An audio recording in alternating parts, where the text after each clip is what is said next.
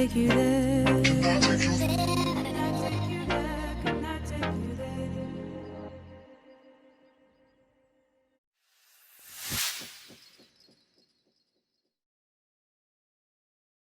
Assalamualaikum warahmatullahi wabarakatuh. Perkenalkan, nama saya Alia Rania Jayapata, mahasiswa mata kuliah Bisnis Internasional kelas I. Pada kesempatan kali ini, saya akan menjelaskan mengenai budaya perusahaan internasional subbab teori-teori lain mengenai kebudayaan. Teori lain mengenai kebudayaan yaitu adalah pendekatan klaster budaya. Pendekatan klaster budaya ini mengelompokkan sebuah negara berdasarkan letak geografisnya menjadi 6 kelompok. Yang pertama adalah negara Nordik, yaitu ada negara Denmark, Finlandia, Norwegia, dan Swedia.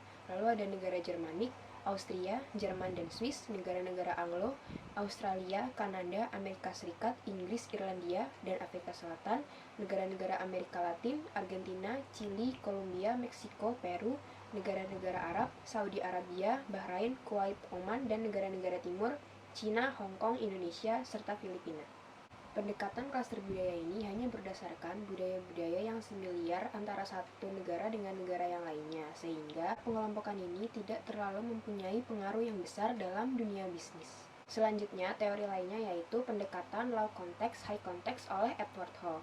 Pendekatan ini mengkategorikan individu sesuai dengan bagaimana mereka berkomunikasi dan apa yang diperlukan agar komunikasi itu berjalan dengan lancar di lingkungan kita. Dalam budaya low context, pesan yang disampaikan oleh seorang pembicara secara eksplisit diutarakan kepada pendengar. Kategori yang kedua adalah high context. Pada kategori ini, sebuah konteks atau yang dimaksud di sini adalah percakapan atau komunikasi mengutarakan bahwa teknik komunikasi yang digunakan akan sama pentingnya dengan kata-kata yang diutarakan saat berkomunikasi. Teori yang terakhir adalah teori 5 dimensi kebudayaan oleh Geert Hofstede.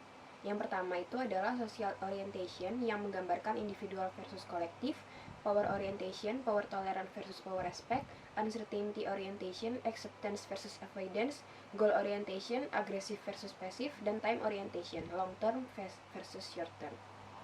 Subbab selanjutnya yang akan saya bahas adalah manajemen perubahan kebudayaan. Seorang manajer dalam sebuah perusahaan harus mengerti bahwa setiap saat dinamika lingkungan eksternal dapat berubah.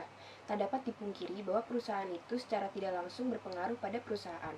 Untuk mengatasi hal tersebut, perusahaan harus mempunyai value system yang baik. Perusahaan harus mempunyai strategi, visi misi, dan tujuan yang baik ke depannya.